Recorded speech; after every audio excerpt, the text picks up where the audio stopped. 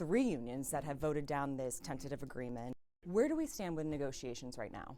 There's certainly a path forward there. The railroads have shown a commitment and a willingness to reach agreements based on the recommendations of President Biden's Presidential Emergency Board.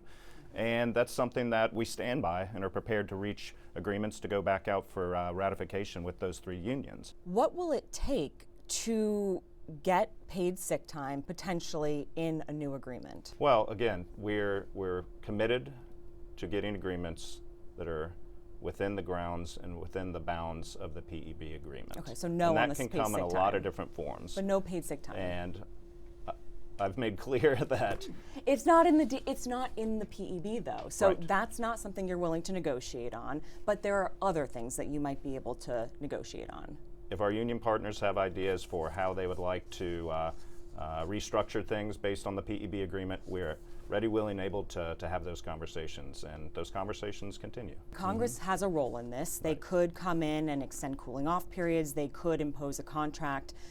If it's getting down to the wire, do you want them to get involved? I don't think it's anyone's goal to get Congress involved, but Congress has shown a willingness historically to intervene if necessary. Do you feel confident that you can produce bipartisan legislation to allow Congress to step in if needed?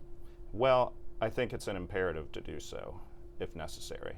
It's no secret that President Biden is a pro-union president. Do you feel that in these negotiations, the railroads have sort of the deck stacked against them because it's so known that President Biden is so in support of unions? Well, he's certainly been very vocal about that, and I think that's a positive, quite frankly. We know that when the administration comes to the table, that they have the workers' priorities first, which makes total sense. How possible is it, do you think, that we could end up with a nationwide rail strike? I would say that I'm confident we can get a path forward for all 12 of our unions to have ratified agreements before any sort of work stoppage occurs.